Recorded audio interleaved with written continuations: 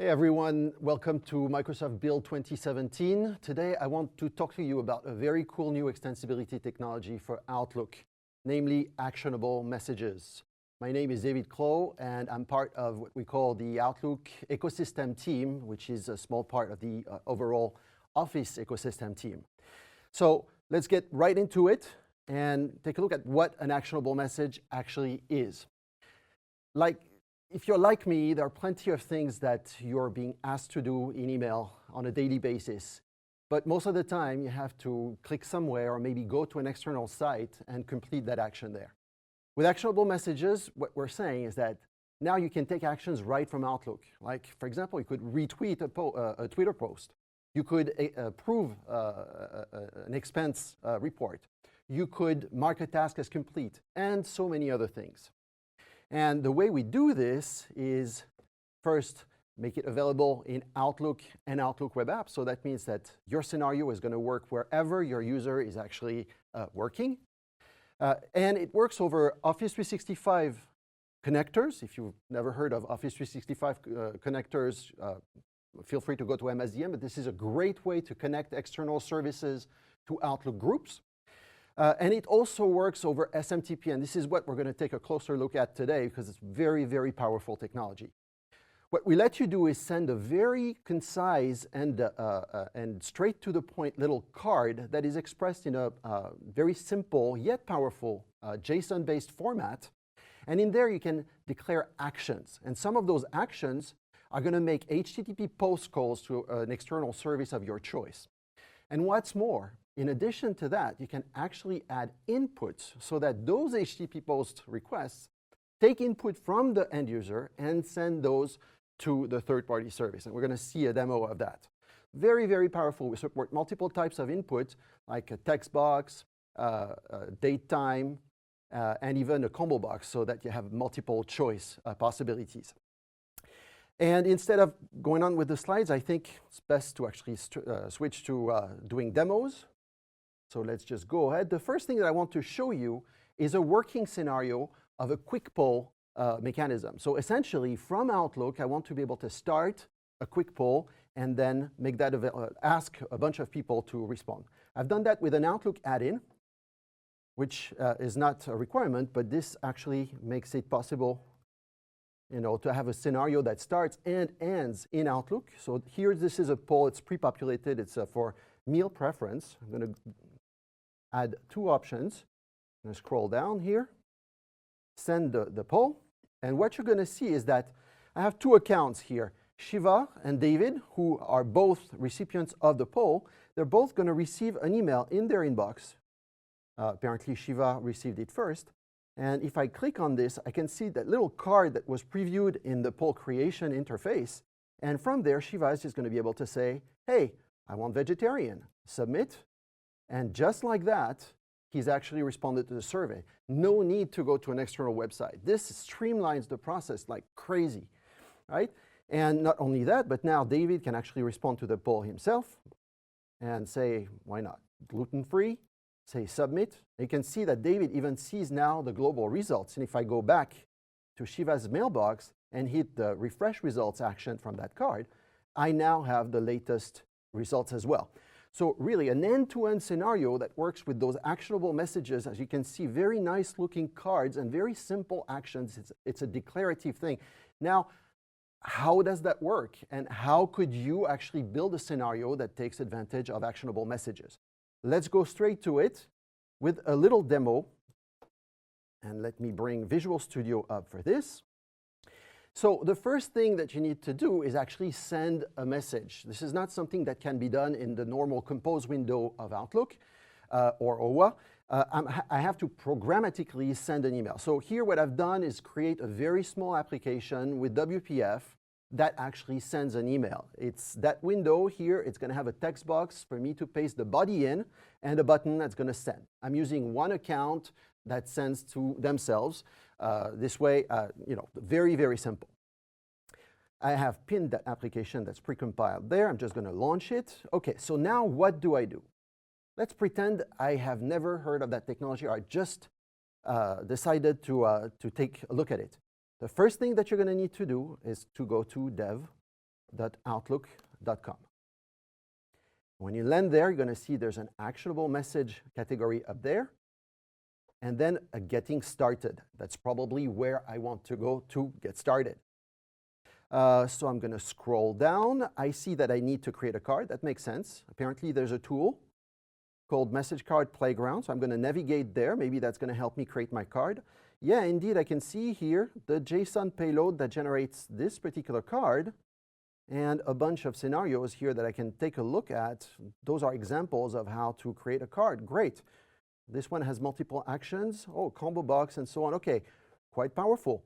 Okay, now let's just say I'm going to create my card, and of course, I'm going to spare you the time that it would actually take me to do it. And I have a little cheat sheet here where I have a card that is pre-made. And it's right there. So I'm just going to copy all of this and paste it into the playground so that you can actually see what it looks like. Okay, so this is the card that I want to send to my user. Essentially, I want to say welcome to them, but I want to ask for their name first, right? So here, what's noteworthy is you can see that there's an input defined of type text input. This is just going to be that text box here. And then there's an action below, which is an HTTP post, and that's going to make a call to a service that I'm going to code myself. To do that, I'm going to need to set its target URL, its body and body content, but we'll get back to that right after, right? First, let me actually send that card. So let me go back to the documentation. I have a card that's great. For now, it's in the playground. Now, how do I send that actionable message? Via email. Okay, card. Okay, now I need to put my card in a script tag.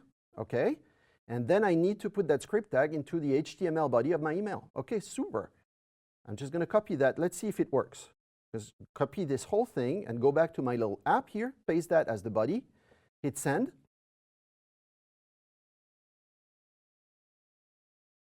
All right. And now if I go to mailbox, I can see that indeed David received that little message. And that is the demo from the website. Awesome. So this is a good start. But now what I really want is my card. So I'm going to copy that JSON payload that I have here in the playground, go back to my little application, and I'm just simply going to replace what's there with mine. Right? Normally, this would actually send David the card that I really care about. Awesome. This is exactly it. But now if I click OK, obviously it's not going to work because there's no action, there's no service backing my actionable message. So what we need to do now is actually create a service.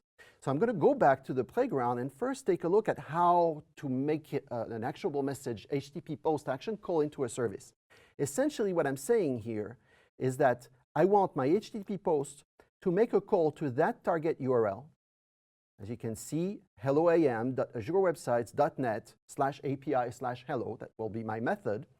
And I want the body of that request to actually be populated with name.value between curly brackets. This is actually a way for me to grab the value of the input with ID name, which is this one, and stick it in the body of my request.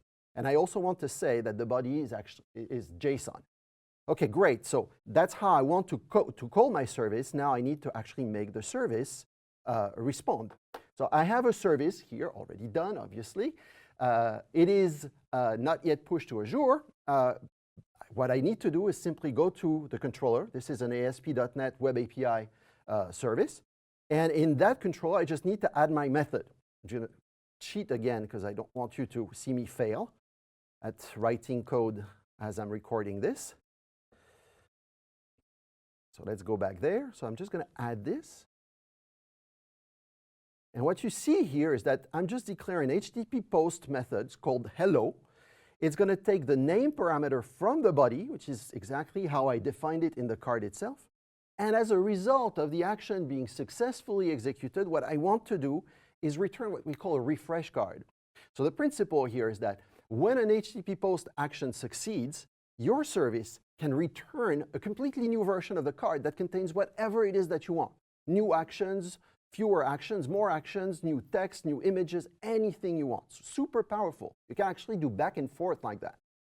So here, I'm going to focus on a very simple scenario. I got a name, and the only thing that I want to say in that refreshed card is hello, and mention the name, and just say nice to meet you.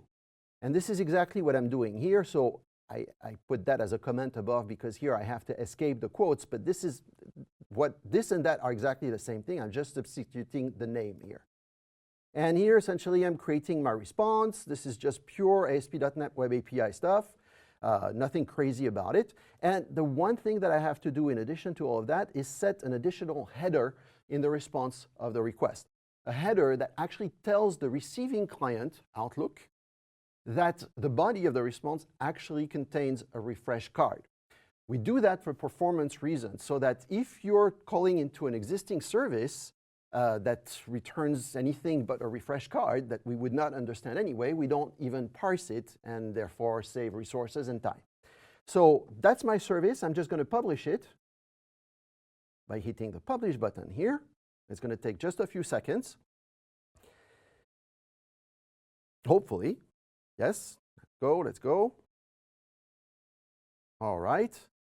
And now I have just that message that I've already sent essentially is already configured to call into that HTTP endpoint once that HTTP endpoint exists. So what I'm going to do is simply type my name and hit OK again. And if everything works well, the service is going to take a few seconds to start up on Azure. But once the response comes back, we should see the card being refreshed and say hi to me. Come on, let's do it. There we go. So as you can see, it's extremely easy to, one, send an actionable message over email, programmatically extremely easy, just a script tag within the HTML body of your message. It's very easy to design a card thanks to the Playground tool. And it's also very easy to implement a service that responds to those HTTP post actions and that also returns an updated card if necessary, because this is not a requirement. Now let's go back to the deck real quick. I just wanted to do a little call for action here. Take a look at your internal processes and see which ones could actually take advantage of actionable messages. And then go ahead, prototype. See how you can streamline everything. We think it's really, really powerful and will save a lot of people a lot of time. If you want to get started with actionable messages, get in touch with us. There's a form on the web which will soon be replaced by a full-fledged automated registration portal. Let us know if you have questions, and if you need help, all the resources you need are on dev.outlook.com. Thank you very much and have a great Build 2017.